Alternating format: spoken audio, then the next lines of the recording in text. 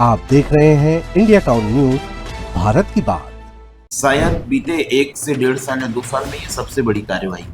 तो गांजा तस्करों पर अंकुश लगाने के लिए और क्या कुछ रणनीति? कि एक युद्ध नशे के विरुद्ध के तहत हम लोगों ने ये कार्रवाई बदस्तूर पूरे रेंज में चल रही है। हमने खुद भी खबरें दिखाई कि संस्कार धानी बन रहा है चाकू धानी। जैसे कि मैंने आने के बाद से ही मीटिंग लेकर तमाम पुलिस अधिकारियों को निर्देश दिए कि हुआ कि राजनांदगांव में मोहड़ गोली कांड का जो एक आरोपी है संजय सिंह, वो अब तक पुलिस की पकड़ से बाहर।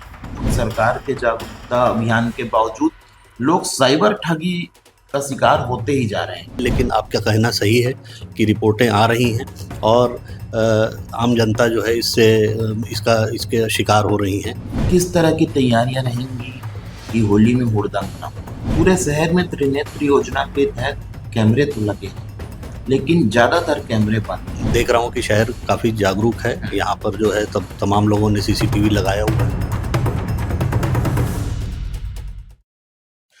नमस्कार, मैं हूं अजय सोनी, आपका अपना अजय सोनी, और आप देखना शुरू कर चुके हैं इंडिया टाउन न्यूज, भारत की बात। बीते दिनों पूरे प्रदेश में बड़ा प्रशासनिक फेरबदल हुआ है, जिसके तहत Rajnandgaon inspector general of police की कमान संभाली है बालाजी राव जी ने। बहुत कम समय में जानेंगे पूरे क्षेत्र की लॉ एंड ऑर्डर के विषय में, क्या कुछ होने वाला है और क्या कुछ बेहतर किया जा सकता है। जुड़ते हैं सीधे बालाजी राव जी के साथ। सर नमस्ते। नमस्कार। सबसे पहले तो स्वागत है आपका राजनांदगांव की पावन धरा पे, जिसे छत्तीसगढ़ में संस्कार धानी कहा जाता है। बहुत धन्यवाद। बीते दिनों सर, मैं सीधे बात करता हूँ, बीते दिनों कवर्धा में 900 किलो का गांजा पुलिस ने पकड़ा है। 5 करोड़ की उसकी कीमत है। तो शायद बीते 1 से 1.5 साल या 2 साल में ये सबसे बड़ी कार्रवाई है। तो गांजा तस्करों पर अंकुश लगाने के लिए और क्या कुछ रणनीति है? देखिए, राज्य सरकार की जो नीति है कि एक युद्ध नशे के विरुद्ध के तहत हम लोगों ने ये कार्रवाई बदस्तूर पूरे रेंज में चल रही है और ये कबीरधाम पुलिस ने विशेष प्रयास करते हुए नशे के अवैध कारोबार पर प्रभावी चोट की है। 928 किलो गांजा, तकरीबन 5 करोड़ का, वो कंटेनर के में गुप्त चेंबर बना के वो ले जा रहे थे और ये एक अच्छी कार्रवाई है। इसमें हम एंड टू एंड इन्वेस्टिगेशन करते हुए आगे बढ़ेंगे, कार्रवाई करेंगे और पूरे रेंज में ये अभियान चल रहा है और लगातार इसमें कार्रवाई हो रही है। अवैध शराब को ले लीजिए, सट्टे को ले लीजिए और जुए को ले लीजिए, और इसमें गांजा पे भी हमारा प्रभावी नियंत्रण करने का और कठोर कार्रवाई करने का निर्देश है और पुलिस मुख्यालय के भी इसमें तमाम निर्देश हैं जिनको हम वर्ड टू वर्ड फॉलो कर रहे हैं। बीते लगभग 1 साल पहले हम जाएं तो राजनांदगांव की यदि मैं बात करूं तो मतलब अखबारों में हमने खुद भी खबरें दिखाई कि संस्कार धानी बन रहा है चाकू धानी। बीते कुछ समय में इसमें कमी आई है। बीते कुछ समय में कमी आई है और भी ये शून्य कब तक हो पाएगा सर? देखिए, ये एक संवेदनशील जिला है और ट्रांजिट जिला है। यहाँ पर लोग महाराष्ट्र से लगा हुआ जिला है और काफ़ी जनसंख्या बाहुल्य जिला है। तो इसमें लगातार प्रतिबंधात्मक कार्रवाई, और जैसे कि मैंने आने के बाद से ही मीटिंग लेकर तमाम पुलिस अधिकारियों को निर्देश दिए कि बेसिक पुलिसिंग और विजिबल पुलिसिंग पे हमारा प्रेशर रहेगा, हमारा दबाव रहेगा। तो ये दोनों का आशय यही है कि प्रतिबंधात्मक कार्रवाई नियमानुसार, जो इसमें पुलिस के नियम है कि कैसे किसी गुंडा तत्वों को के ऊपर नियंत्रण किया जाए, उसकी तमाम औपचारिकताएं हैं, उसको पूरा करें प्रतिबंधात्मक कार्रवाई में। और दूसरा, इसके अलावा जो है विजिबल पुलिसिंग में मैंने निर्देश दिए हैं कि पैदल गश्त करें। अब जैसे बीट प्रणाली भी हम लागू करने जा रहे हैं, तो उसको भी जो है उसका भी मेन उद्देश्य यही रहता है कि आप अपने इलाके में 800-900 मीटर पैदल चलें, वर्दी में चलें और जो है जनता को दिखाई पड़े, विजिबल स्थानों पे दिखाई पड़े, पुलिस वाले दिखाई पड़े, तो जनता में एक विश्वास उत्पन्न होता है। और इसके अलावा पुलिस वाले का भी को भी जानकारी बढ़ती है कि उसका इलाके में कहाँ तक लोग रहना शुरू कर दिए हैं, कहाँ तक मकान बन चुके हैं, कॉलोनी कहाँ तक अंदरूनी क्षेत्रों में डेवलप हो गया है, तो कहाँ तक उसको पुलिसिंग करनी चाहिए, गश्त करनी चाहिए। ये तमाम चीज़ें भी आती है जो कि पैदल गश्त से प्रभावी रूप से दिखाई पड़ती है। जी सर, अभी तो ज्यादा समय आपको हुआ नहीं है, लेकिन जानकारी में आपको होगा कि राजनांदगांव में मोहड़ गोली कांड का जो एक आरोपी है संजय सिंह जी वो अब तक पुलिस की पकड़ से बाहर है। जी तो कब तक उसके गिरफ्तार होने की संभावना है या पुलिस क्या कुछ कर रही है? इसमें मैंने आते ही साथ इस मामले को देखा था और मैंने पाया है कि पुलिस इसमें लगातार प्रयास कर रही है, हर संभव प्रयास कर रही है और निश्चित रूप से इसमें शीघ्र ही हमें सफलता मिलेगी।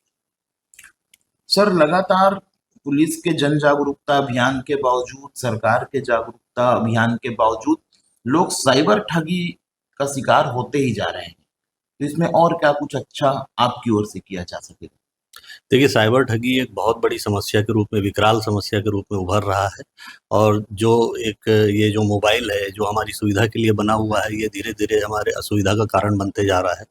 इसके लिए मैं आम जनता से अपील करता हूँ, आग्रह करता हूँ कि वो साइबर से संबंधित जो अवेयरनेस प्रोग्राम हैं और जो तमाम हमारे फ़ेसबुक में और इसके अलावा कम्युनिटी पुलिसिंग के दौरान हमारे पुलिस वाले जाके समझाते भी हैं कि क्या करना चाहिए, क्या नहीं करना चाहिए, उसको ध्यान से देखें और उसको समझें और उसका पालन करें। क्योंकि इसका रोकथाम का एकमात्र उपाय यही है कि आप अवेयर रहें और सुरक्षित रहें और इसके अलावा जो है मोबाइल आपका चोरी हो जाता है तो उसके संबंध में या गुम जाता है, उसके संबंध में भी फिर उसका दुरुपयोग होना चालू हो जाता है। तो इसके लिए हमने भी दिशा निर्देश दिए हैं कि क्या आपको अपने IMEI नंबर को किस तरीके से सेव करके रखें और तत्काल पोर्टल में सूचित करें। ये तमाम बातें हम अवेयरनेस प्रोग्राम के माध्यम से लगातार जन जागरूकता करा रहे हैं, लेकिन आपका कहना सही है कि रिपोर्टें आ रही हैं और आम जनता जो है इसके शिकार हो रही हैं। ये एक चिंता का विषय है। सर, सामने होली का त्योहार है। अब चूंकि आपको कई जिलों को देखना है, तो किस तरह की तैयारियां रहेंगी कि होली में हुड़दंग ना हो? एक जो बड़ा मसला था सरकार के शराब दुकान खोलने का, वो तो आदेश वापस हो चुका है, तो वो शायद पुलिस के लिए अच्छी बात है। जी। और भी क्या तैयारियां रहेंगी? देखिए, होली का त्योहार हर साल मनाया जाता है। हमारा उद्देश्य यही है कि सौहार्द और समन्वय से और पूरे हर्षोल्लास के साथ ये त्योहार मनाए जनता और हम सुरक्षा का पूरा ध्यान रखेंगे और जो सुरक्षा के मानदंड हैं, जो कानून व्यवस्था शाखा से हमें दिशा निर्देश मिलते हैं इस संबंध में कि होली के त्योहार के संबंध में क्या-क्या प्रिकॉशन लिए जाएँ, आम जनता को कैसे अवेयर किया जाए, होलिका दहन समितियों को हम किस तरीके से अवेयर करें और ट्रिपल राइडिंग और नशे में गाड़ी चलाना, इन तमाम चीज़ों को हम नियंत्रित करने का पूरा उपाय करेंगे और अभी से हमने शुरू कर दिया है। तीनों जिलों को दिशा निर्देश दे चुके हैं हम चारों जिलों को और जो है इसमें शांति समिति की बैठक का आयोजन हो रहा है और होलिका दहन समितियों के सदस्यों को भी बुलाकर उनको जागरूक किया जा रहा है कि आपको अपनी ज़िम्मेदारी निभानी है। ये तमाम उपाय चल रहे हैं और आप देखेंगे कि हमारी एक पुख्ता व्यवस्था होली के दौरान रहेगी। जी। सर, बस एक आखिरी ओर, पूरे शहर में त्रिनेत्र योजना के तहत कैमरे तो लगे हैं, लेकिन ज्यादातर कैमरे बंद हैं। बड़ी बड़ी कोई घटना होती है तो निजी कैमरों के भरोसे पुलिस रहती है। उस पे कब तक सुधार हो पाएगा? ये देखिए, ये एक तकनीकी चीज़ें हैं, ये हमेशा ये आंधी, तूफ़ान या इस प्रकार के मौसम ख़राब होने की वजह से ख़राब होते रहते हैं, बनते रहते हैं, बजट संबंधी भी दिक्कतें रहती हैं। तो इसको तो हम लगातार सुधारते रहेंगे और सुधरते रहता है और मैं तो देख रहा हूँ कि शहर काफ़ी जागरूक है। यहाँ पर जो है तमाम लोगों ने सीसीटीवी लगाया हुआ है। मैं उनसे आग्रह भी करूँगा कि एक कैमरा जो है रोड की तरफ भी लगा के रखें, तो वो कभी ऐसी कोई घटना घटित होने पे हमें उसके लिए बहुत सहायता मिल जाती है और जो आपका पॉइंट है वो हम लोग ध्यान रखेंगे कि जहाँ खराब हुआ है उसको तुरंत सुधरवाएँगे। जी। धन्यवाद सर।